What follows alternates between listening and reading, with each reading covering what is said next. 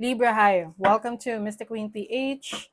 At titignan natin ang energies ng inyong kaperahan, money, career, finances. Ngayong July 2024. So if you are interested in private readings, meron tayong link sa description at sa pinned comment. Paki-check nyo na lang. Okay? Let's see. Libra. Anong energies ng inyong kaperahan ngayong July? Overall energy is the Ace of Pentacles. So definitely a new beginning, a new opportunity to earn money. No? Meron kang bagong racket, bagong pagkakakitaan, bagong kontrata na sisimulan, bagong negosyo. So, tinanong pa natin. What is your possible challenge? Challenge muna. Uy, death card. This makes sense kasi new beginnings daw eh. And the death card is endings and new beginnings. So as a challenge, maaring meron kang gustong i-end, tapusin, na or merong may natatapos na chapter sa buhay mo, sa career mo, sa business mo, na nahihirapan ka pang i-let go. Okay? Sabi nga nila, let go and let God. So there is a chapter that is closing, a door that is closing for you. However, merong bagong nag-open up. Okay? So new opportunities coming in. Kailangan lang open ka to embrace it. Na i-welcome ang change, ang pagbabago sa career. What is your opportunity? Two of Cups, partnership. As an opportunity, pwedeng you will be working with like-minded people, no? Na merong parehong interes sa'yo, kagaya mo, mahilig mag-business, mahilig mag-explore, mag-experiment pagdating sa career, sa business. So, I think you have an opportunity also to meet someone na magbibigay sa'yo ng magandang influence pagdating sa money making. Baka yung iba baka papasok sa networking, or merong mag-i-inspire sa'yo, like for example, may makikilala ka na bagong kaibigan or kaibigan mo na dati, tapos will set up a meeting with you, kumustahan sa una, tapos may kwento niya yung buhay niya, na ang laki na ng pinagbago, kinuunlad ng buhay niya, and na-amaze ka sa journey niya. So, maaring itong person na to mag-share ng knowledge sa'yo, and somehow this person will guide you through this new beginning. So, your blessing is, wow, Judgment. This is rebirth. This is a brand new you, Libra. And the Judgment is also releasing the old, embracing the new. So, maaring yun nga. This makes sense with the Death card and the Judgment. Kasi pareho tong endings and new beginnings. And ito naman is, it's like rebirth, reinvention ng sarili mo. Yeah, you are reinventing yourself. Meron kang, parang you are following your path. You are following a new path, following your desires, no? Yung mga gusto mo sa buhay. What is the Ace of Pentacles? Ace of Pentacles. Knight of Swords. Ipaglalaban mo to.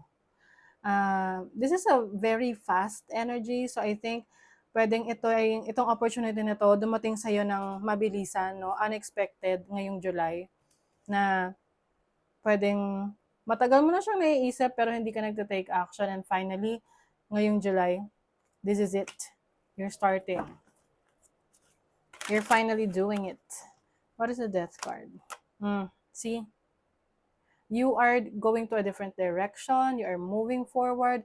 Kung ano man yung mga conflict na kinasangkutan mo before, tapos na yon para sa'yo. There's a new beginning, there's a new path, there's a new direction na tatahakin ka ngayong July. However, since this is your challenge, maaring may mga times na parang magre-relapse ka. Yung tipong, halimbawa nag-resign ka, tapos sa trabaho mo, tapos may pinupurso ka na negosyo. Tapos maka-experience ka ng medyo uneasiness na parang, ay, ang hirap naman itong pagnenegosyo na to. Magre-relapse ka, naisip mo na, Uy, sana pala bumalik na lang ako. Ano kaya bumalik na lang ako sa dati kong trabaho o dapat hindi na lang ako nag-resign. So, ito yung kailangan mong magkaroon ng paninindigan sa naging desisyon mo. Okay? Kasi kung lagi mong iisipin na mali ka sa desisyon mo or tipong um, kumbaga nanghihinayang ka, laging may ganong energy sa'yo. So, syempre, lagi mong, kumbaga may mga mangyayari dito sa pinupurso mo na marirealize mo lagi na manghihinayang ka lang, no? You get what I mean? Ewan ko naintindihan niyo yun, but kung lagi ka kasing nanghihinayang, ibig sabihin nun, yung energy mo is nasa past pa, 'di ba? Pero kung yung isip mo yung present moment, paano mas mapauunlad yung nasimulan mo, then definitely, mas uunlad yung nasimulan mo, 'di ba? Kasi pag gano'n, lagi mo naisip na, ay sayang, dapat pala ganito. So, laging makakakita ka na makakita ng dahilan para panghinayangan yung naging decision mo. 'Di ba? What is the Two of Cups? The King of Swords. I think you're going to learn from someone. Someone na expert. Someone na meron na siyang skill set. Meron na siyang maturity. Sense of maturity dito sa gusto mong i-pursue. Like a mentor. Yan ang energy niya. Mentor energy. Wow. Two of Wands. So, decision making, I feel like you really know where to go. 'Di ba? Kumbaga, paano ka makakarating sa destination mo kung hindi mo alam kung saan mo gustong pumunta, 'di ba? So, ngayong July, alam mo na. Malalaman mo na. That's your blessing. Kung saan ka papunta, ano yung direction na tatahakin mo. Kasi kung hindi mo alam, paikot-ikot ka lang, no? Hindi mo mararating yung destination na yun. So, that is a blessing that you know what you want. You know where you want to go. Message in a bottle. Oh, yung iba sa inyo may mensahe na marireceive. Pwedeng abroad, overseas. Or you may be reaching out sa isang tao na kailangan mong makausap. Loyal heart. There is someone who is very supportive sa'yo, naniniwala sa kakayanan mo. Community. So, yung iba sa inyo, malaking ambag ng community, kung ang mga circle of friends mo sa mga tatahakin mong landas ngayong July. Okay? They will play a major role in your decisions. Okay. O, diba? Meron ka talagang risk. Pwedeng magte-take ka ng risk dito sa bagong landas na iyong tatahakin. Okay? And I also feel that may mga times na, yun nga, parang nagre-relapse ka na, sana pala ganito. Kailangan mong panindigan ang iyong actions, ang iyong desisyon. Kasi meron kang tools. Meron ka ng kakayanan. Meron kang, kumbaga sa pagiging mekaniko at pagiging driver. Kumbaga ikaw meron ng advantage. Kasi hindi ka lang driver, no? Hindi ka lang marunong mag-drive, kaya mo pang ayusin yung sasakyan mo kapag nasira. Di ba? Hindi lahat ng driver marunong mag-ayos ng sasakyan. So, ngayon ka pa ba matatakot? No? Ngayon ka pa ba mag-aalala? Libra. Maniwala na kayo sa sarili niyong kakayanan. And you have the resources that you need, no?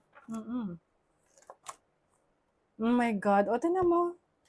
This is taking a risk and taking chances is the same.